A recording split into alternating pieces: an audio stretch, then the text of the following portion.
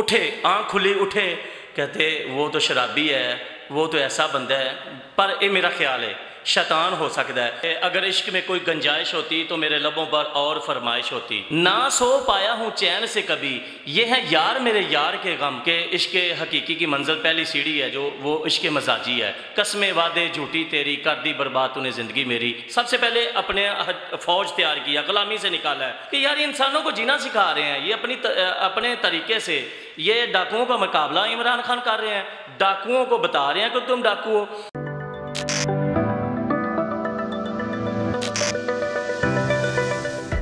अस्सलाम वालेकुम नाज़रीन, मैं हूं आपका मेज़बान AK आज़ाद। आप देख रहे हैं आज़ाद मीडिया ग्रुप। नाज़रीन, इस वक्त ज़मान पार्क में सैरी का वक्त है। सैरी का लोगों ने एहतमाम किया हुआ है और नौजवान, बच्चे, बूढ़े, ख़वातीन इस वक्त सैरी भी कर रहे हैं।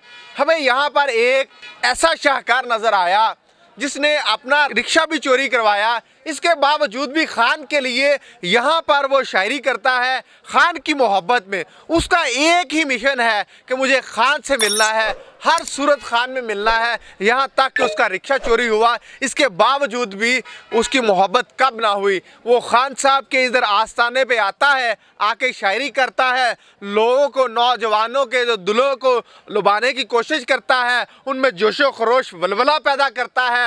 और जो खान साहब, जिस तरह से खान साहब ने कहा था कि नौजवान झूम रहे थे, ये शायरी करते हैं तो नौजवान झूम रहे होते हैं। हम उनकी शायरी सुनते हैं, उनसे पूछते हैं कि ये खान से मोहब्बत इस कदर क्यों। जी अस्सलाम वालेकुम। वालेकुम अस्सलाम व रहमतुल्लाह। कैसे हैं सर? अल्हम्दुलिल्लाह। सर, ये कैसी मोहब्बत, बच्चों की रोज़ी रोटी के लिए एक रिक्शा था वो भी चोरी करवा दिया, फिर भी शायरी ने क्या देना है आपको? क्यों आते हो इधर ज़मान पार्क? ये मैं बता दूं आपको, ये बात तो मैंने पहले बाद में करनी थी, चलो पहले कर लेते हैं कि मैं उर्दू पंजाबी का एक शायर हूं। तो मैं 4 किताबों का मुसन्नफ़ हूं।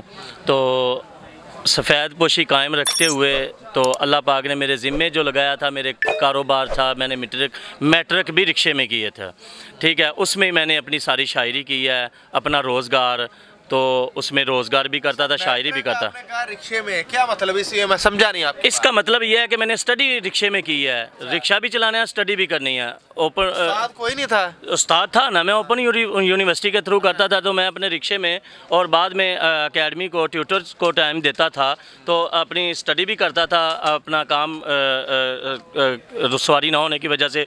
और जब सवारी मिल गई तो मैं रिक्शा चलाता था। फिर उसके बाद वो तो मेरा प्रोसीजर मुकम्मल हो गया। तो शायरी जो मैंने ज़्यादातर किया रिक्शे में किया, रिक्शा चलाता था, रिक्शा चला के। अमूमी तौर पे कहा जाता है कि इश्क में नाकामी की वजह से लोग शायरी करते हैं, तो आप इश्क में नाकामी या कोई और वजह है? बात तो ये है कि मेरे शेर में आपको जवाब मिल जाएगा कि मेरे अगर दर्दों को आपने छेड़ दिया है कि अगर इश्क में कोई गंजाइश होती तो मेरे लबों पर और फरमाइश होती। अगर इश्क में कोई गंजाइश होती तो मेरे लबों पर और फरमाइश होती।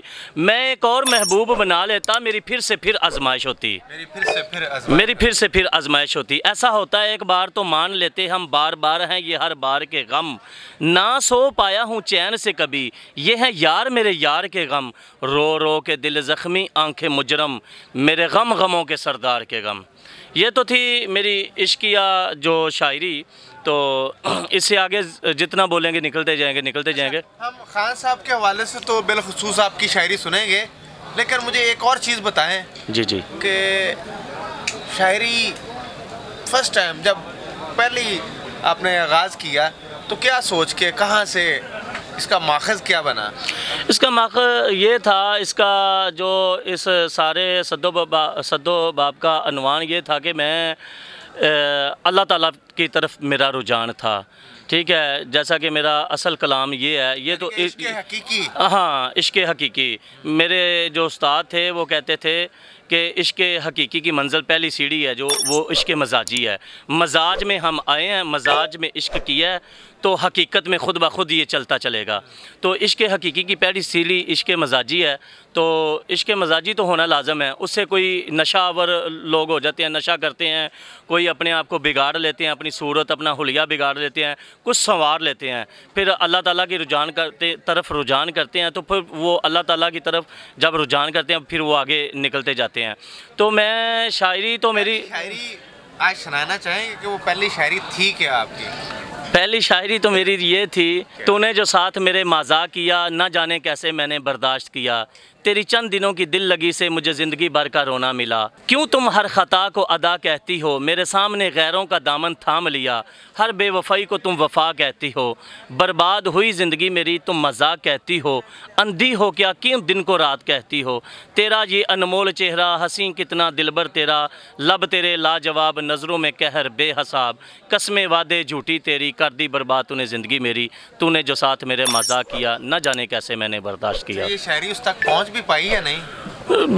बट एवर के पता था उनको कि मैं शायरी कर रहा हूँ, शायरी करता हूँ, मगर इंसान की मजबूरियाँ होती हैं, हमारी ज़िद होती है।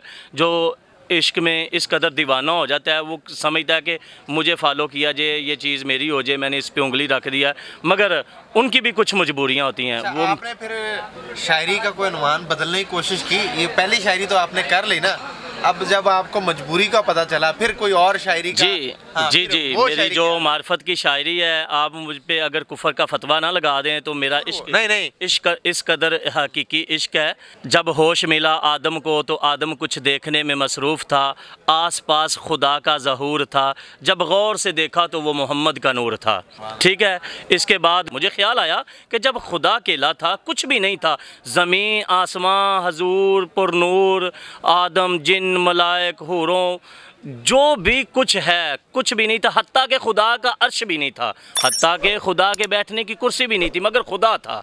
सबसे पहले जो खुदा था उस पे मैंने ख्याल किया कि जब वो था, क्या ख्याल आया कि ख्याल आया आस्ताने में देखा पैमाने में देखा, यानी कि आस्ताना खुदा का अर्श पैमाना दुनिया। आस्ताने में देखा पैमाने में देखा, यार बनाने से पहले ही खुदा मुस्कुराने में देखा। सामने उसके कुछ जच ना रहा था, ख्याल आ गया कि मैंने दुनिया बनानी है, मगर कुछ जच ना रहा था।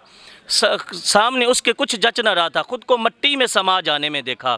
हुआ ख्याल जब जाऊँ में कौसर तो पिलाते हुए यार को ये जो मैं खाने में देखा। ला इलाहा इल्लल्लाह मोहम्मद रसूलुल्लाह, मैंने यहाँ पे लिखा है कि ला इलाहा इल्लल्लाह के भी 12 अदद हैं, मोहम्मद रसूलुल्लाह के भी 12 अदद हैं।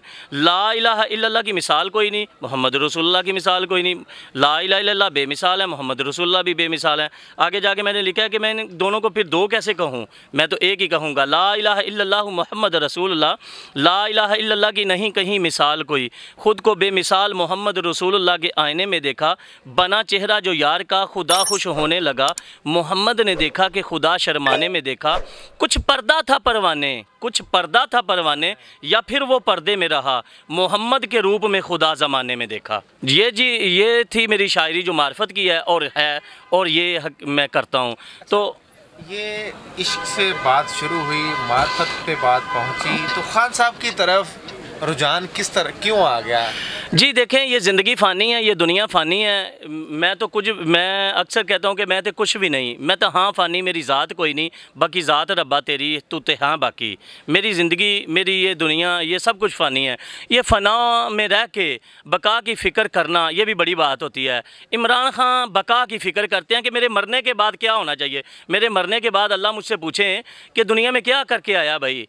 तो मेरे ख़्याल में कि जितने भी हैं भी हकीकत, मेरा ख़्याल भी नहीं है, ये है भी हकीकत कि जितने भी नबी दुनिया में अंबिया अलैहिस्सलाम आए हैं दुनिया में, उन्होंने पहले क्राउड बनाए हैं, कौमों को सीधा किया है, ग़ुलामी से निकाला है। सबसे पहले अपने फ़ौज तैयार किया, ग़ुलामी से निकाला है, फिर जाबर हाकम के सामने डटे हैं, फिर कौम को कलमा पढ़ाया है, फिर कौम को कलमा पढ़ाया, इस्लाम बताया, खुदा एक बताया, फिर बताया कि ये खुदा नहीं है, ये फ़िरौन खुदा नहीं है, ये नमरूद खुदा नहीं है, खुदा तो वो है।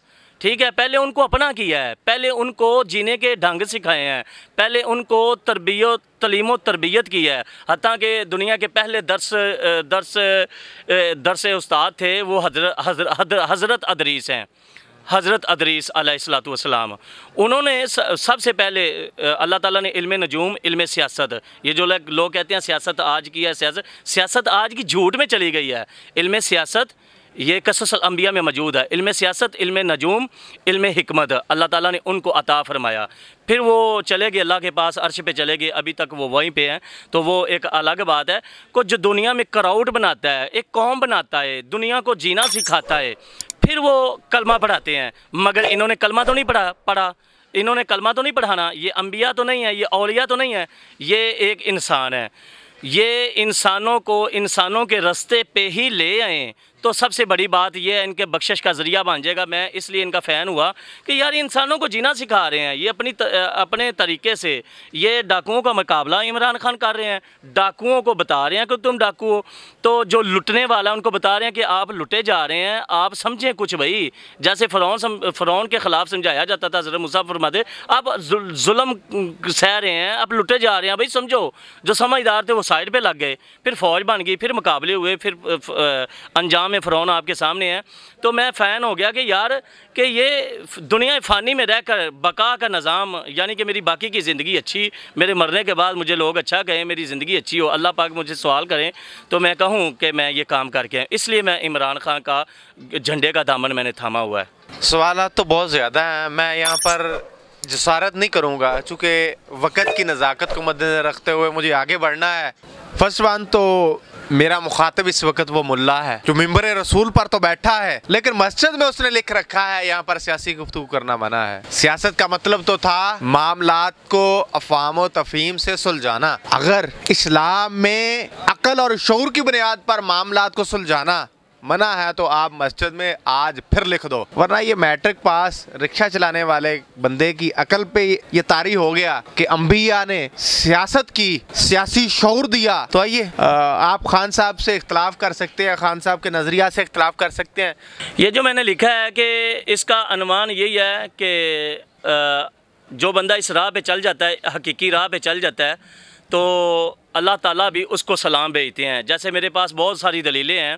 एक अल्लाह के वली हैं बहुत मशहूर, ठीक है, कशफुल अंबिया में कशफुल माजूफ़ में दाता अली अजमेरी उनका जिक्र फरमाते हैं कि वो शराब पीते थे भाई, शराब पीते थे हर वक्त। वो तब वो इलाके के सरदार थे, शराब पीते थे, शराब के नशे में रहते थे। एक दफ़ा वो एक जंगल से गुज़र रहे थे तो उनके सामने आ गया कुरान मजीद का नुस्खा, एक आयत गिरी हुई थी, उन्होंने उठाया तो उठा के तो उनको चूमा, साफ़ किया ज़ुबान से और अपने अजुबा से वो निकाली खुशबू अतर निकाला और लगा दिया, लगा के अपने सीने के साथ लगा लिया। तो बार बार ये कहते रहे, बड़ी लंबी देर तक कहते रहे कि मेरे खुदा का नाम ज़मीन पे डिगया है, मेरे खुदा का नाम ज़मीन पे गिरा है, तो मेरे खुदा का नाम ज़मीन पे गिरा है। अल्लाह ताला ने उस वक़्त के जो थे औलिया, हज़रत राबिया बसरी कलंदर के बाप, उनके हाथ पैगाम भेजा कि हज़रत राबिया बसरी कलंदर के जो बाप थे उनको कहा कि उनको फरमाया कि जाओ जाकर मेरे उस बंदे को मेरी तरफ़ से सलाम भेजो। वो उठे, आँख खुली, उठे, कहते वो तो शराबी है, वो तो ऐसा बंदा है, पर ये मेरा ख्याल है शैतान हो सकता है, अल्लाह ताला दी ओहदे ते किवें सलामी हो सकती है। फिर दूसरी रात ऐसे ही आई, अल्लाह ताला का सलाम आया तो सोचा ये, फिर कहा कि ये मैं आप तेरा खुदा और उसका खुदा बोल रहा हूँ, तो मेरी तरफ़ से मेरा सलाम उस बंदे पे भेज दे जाके। उन्होंने जाके दरवाज़ा खटखटाया, वो अंदर से निकले और शराब के नशे में धुत थे और फरमाया कि अल्लाह ताला ने आपकी तरफ सलाम भेजा है। तो आँखों में आंसू आ गए, शराब के नशे में धुत थे, तो कहने लगे कि मैं शराबी ते मेरे ते रब दा सलाम, ते सोचा कि मेरा रब मैनू भी याद करता है कि मैं शराब, हत्ता के वो था कि वो जो उसने अकीदा ज़ाहिर किया कि मेरे रब का नाम ज़मीन पे गिरा है, तो उन्होंने जाके मटके शराब के तोड़ दिए। तोड़ने के बाद उनको वलायत मिल गई, वलायत मिली, फिर वो दरिया में अपनी सफ़ बचा के सफ़र तय करते थे। और वो एक अलहदा टॉपिक है, कहानी लंबी है, वो सफ़र अपना मसले पे तैर के करते थे, ठीक है। तो बात यह है कि जो अल्लाह की तरफ रुझान कर ले, अल्लाह की मखलूक की तरफ रुझान कर ले, अल्लाह ताला का उन पे सलाम होता है।